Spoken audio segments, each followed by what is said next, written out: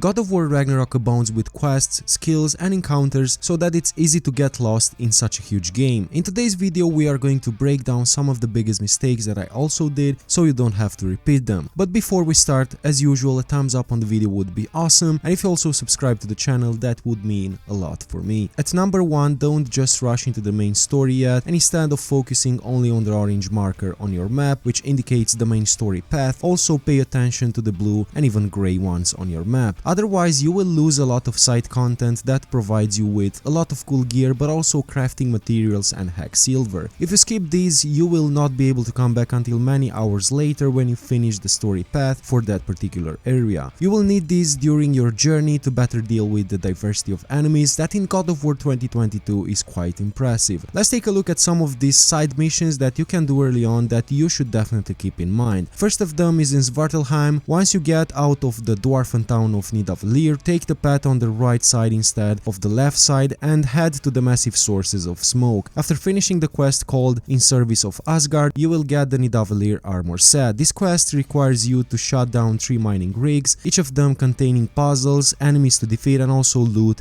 and experience to collect. The armor set is one of the best in early game, providing vitality, strength, health regeneration and solid defense besides its good looks. The armor set gives you a skill called Stunning Restoration which restores health every time you perform an execution. The reason I say this is one of the best early game armor sets is because, especially at the beginning, you don't master parry and dodge, so you take way more damage than you should. It's like having extra healing stones for each execution you perform. Other side missions you can do for nice rewards are in Alfheim. At the end of the chapter you will be given the selection to go through the portal or remaining in the same realm. I would highly suggest you stay more and explore at least some of the side content as you can obtain amazing loot. The second mistake I was guilty of early on was not using my skills enough, and that's because there is an extra layer on the top of the basic skill tree. For each move there are 3 tiers that we can customize and reach if we use the skills enough times. So every time you unlock a new skill, make sure you master it and you are using it often enough so you can advance and access those 3 tiers available that will give you more attack power, more stun chances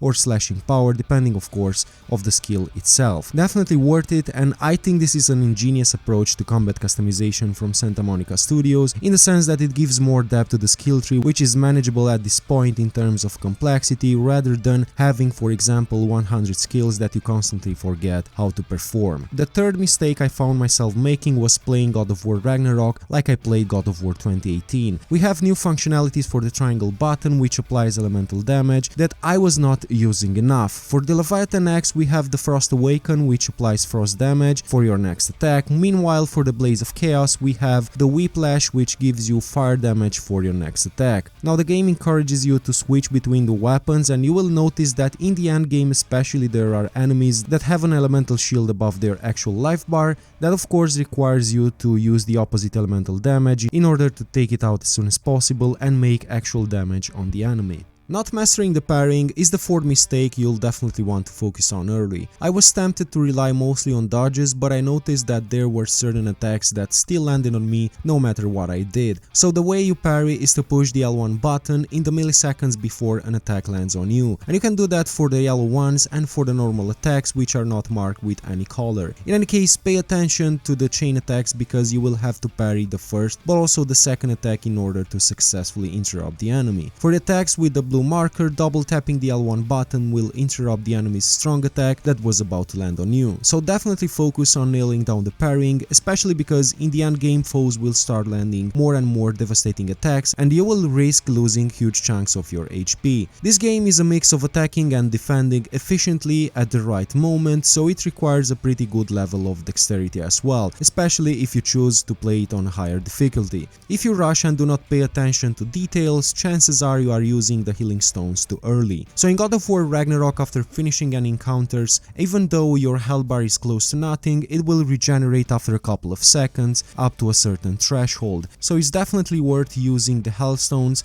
only after your HP naturally regenerated to the certain threshold. It took me some time to realize this, so who knows what other details we might be missing because we simply do not pay attention to them. Exploration and loot goes hand in hand in God of War Ragnarok, and it's easy to skip some of the chests out there when you are in the middle of a chase, or if you simply do not explore the environments enough, thus risking losing significant amounts of loot and hack silver. Just like in God of War 2018, the wooden chests will provide hack silver, the stone chests with the red glow will provide crafting materials, and the golden ones will give you pieces of gear or sometimes even runic attacks, and finally the ones that require you to complete a puzzle will either give you a health or rage upgrade, which I don't think I need to say more about how important they are. So don't rush, carefully analyze the environments and make the most out of each step you make in this game. And speaking about resources, another important tip is to not waste crafting resources on upgrading every piece of gear or too many pieces of gear,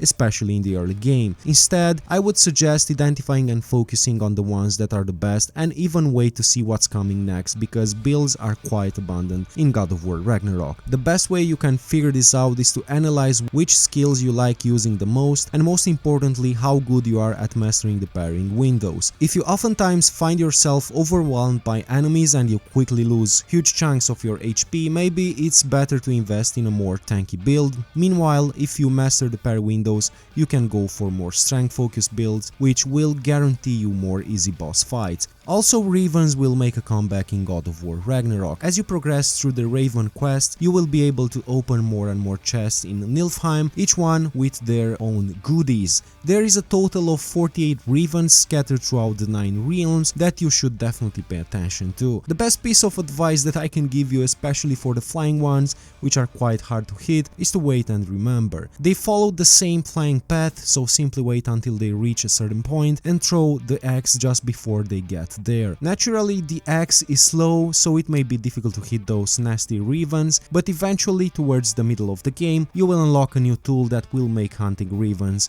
a fun experience. Since most games have dodge dedicated to the circle button, the next tip is to swap the action and the dodge button in the menu settings. This is something that we also did back in 2018 and makes more sense, at least for me, from a playable perspective. The action should be on the X button while dodge should be on the circle button. Finally, at number 10, you probably noticed that some puzzles seems to not have a solution. That's because you lack certain tools or abilities. For these ones, you'll have to progress through the story a little bit more, and after you acquire the necessary tools or skills, definitely revisit those puzzles and collect the rewards. That was about it. Thank you so much for watching. Totally let me know down below in the comment section how many of these you already implemented in your playstyle, and until next time, if you enjoyed this video at any point, a thumbs up would be great, and subscribing to the channel would mean a lot for me. See you guys in the next video.